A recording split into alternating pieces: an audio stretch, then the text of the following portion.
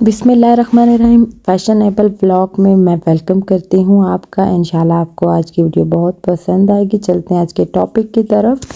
किस तरीके से मैंने स्टिचिंग का जो मुझे आइडिया आया वो किस तरीके से आया, मुझे कितना शौक़ था स्टिचिंग का और कौन सा काम मैं किस तरीके से करती थी। लेकिन उससे पहले आप लोगों ने मेरी वीडियो को करना होगा लाइक और मेरा टॉपिक कैसा लगा आपको वो भी बताना होगा कमेंट बॉक्स में, ठीक है। अच्छा, मैंने जब सिलाई सीखी थी तो मैं तकरीबन मेरी शादी को 5 से 6 साल हो गए थे। उसके बाद मुझे मेरी बेटी हुई थी। पहले बेटी थी, फिर बेटा था, फिर बेटी पैदा हुई थी। जो मेरी दूसरे नंबर वाली बेटी थी तो वो बहुत छोटी थी और मेरी अम्मी मुझे कपड़े सिलाई करके देती थी, बेटे के भी और बेटी के भी। तो मेरे अपने कपड़े भी मेरी अम्मी ही सिलाई करती थी। मैंने कभी भी ससुराल वालों की तरफ से कोई सूट ना तो लिया था, ना ससुराल वालों ने बनाया था। तो जब मैंने ये कपड़े वगैरह का आइडिया मेरे जहन में आया तो फिर मेरी अम्मी बहुत बीमार रहती थी। मैं शादी होके अपने घर थी तो कभी पता चलता था कि अम्मी ठीक नहीं है और कभी मैं बहुत परेशान होती थी। कभी मैं अम्मी के पास चली जाती थी तो कभी अपने ससुराल में ही रहना पड़ता था, लेकिन हर वक्त परेशान रहती थी अपनी माँ की वजह से। लेकिन जैसे ही जब दूसरे नंबर वाली बेटी पैदा हुई तो उसके बाद वो 6 से 7 माह की बच्ची थी। तो मैं सोचती थी कि मैं अपनी माँ के ऊपर कब तक बोझ बनी रहूँगी कि अम्मी मेरे कपड़े ले आओ, अब मेरे कपड़े सिलाई कर दो, अब मुझे ये कर दो, मेरी बेटी के कर दो। तो अम्मी ही डिफरेंट किस्म की काफ़ी अच्छी वैरायटी वाली फ़्रॉक्स सिलाई करती थी। रेडीमेड भी कपड़े लेते थे, लेकिन ज़्यादातर गर्मियों के छोटे बच्चों के पता है बहुत ज़्यादा गर्मी होती है, तो हमारे यहाँ तो बहुत ही ज़्यादा गर्मी है। तो फिर अम्मी बनाती थी। फिर मैंने अपनी अम्मी से बोला कि मुझे ना आप पीसेस वगैरह संभाल के रखना, इस दफ़ा जब मैं आऊँगी तो सारे पीसेस ले लूँगी।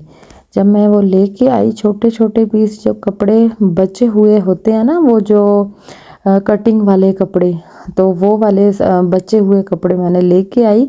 लाके तो मैंने अपनी बेटियों की इतनी खूबसूरत उसमें से फ़्रॉक्स कटिंग की। ना मुझे कटिंग करना आती थी और ना ही मुझे सिलाई करना आता था। मुझे शोल्डर, तीरा, कटिंग और आर्म होल और उसके अलावा फिटिंग, उसकी लंबाई चौड़ाई का कुछ अंदाज़ा नहीं था। मुझे नहीं था पता कि कितने इंच का तीरा होता है, कितने इंच इसकी पैमाइश करते हैं, टिप कैसे यूज़ करते थे, मुझे कुछ नहीं था पता।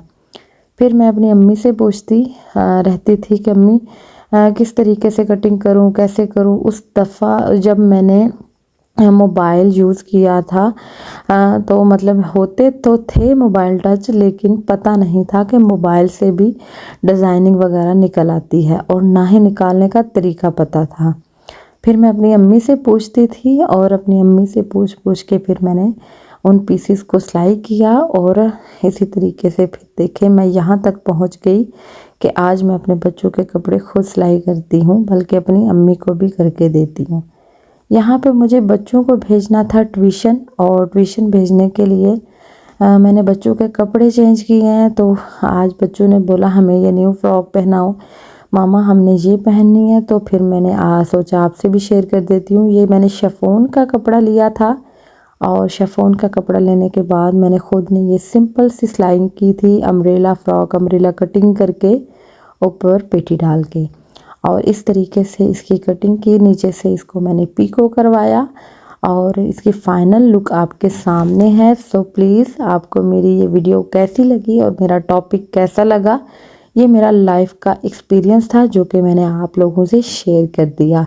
बाजू पे मैंने तंदी लास्टक से सिलाइयाँ लगाई थी और ऊपर चुनट्स वगैरह डाली थी, और इतनी नीटनेस सिलाई हुई थी ये फ्रॉक कि बहुत ही खूबसूरत लग रही थी। हर माँ को ख्वाहिश होती है कि वो अपने बच्चे को अच्छे कपड़े पहनाए और अपने बच्चे को डिसेंट और प्यारा दिखाए। तो मैं तो कामयाब हो गई स्टिचिंग में और आपके सामने है ये। इंशाल्लाह आप लोग भी कामयाब हो जाओगे। बस हिम्मत करना होगी, हौसला रखना होगा और दिल में सोचना होगा कि मेरी लाइफ ऐसे ही नहीं है, मोबाइल देख लिया या फिर खा लिया पी लिया, मेरी लाइफ का बहुत मकसद है। इस दुनिया में मैं पैदा हुई हूँ तो मेरा कोई मकसद है। तो हम नमाज़ कुरान पाक तो पढ़ते हैं, अल्लाह से दुआएं भी करते हैं, वज़ाइफ भी करते हैं, लेकिन हमें बाकी दुनियावी कामों में हम अगर अल्लाह पे यकीन रख के वो करेंगे तो इंशाल्लाह अल्लाह ताला कामयाबी देगा। ये मेरी बच्ची की फ़्रॉक है, इंशाल्लाह आपको पसंद आएगी और हमें याद रखना। अल्लाह हाफ़िज़।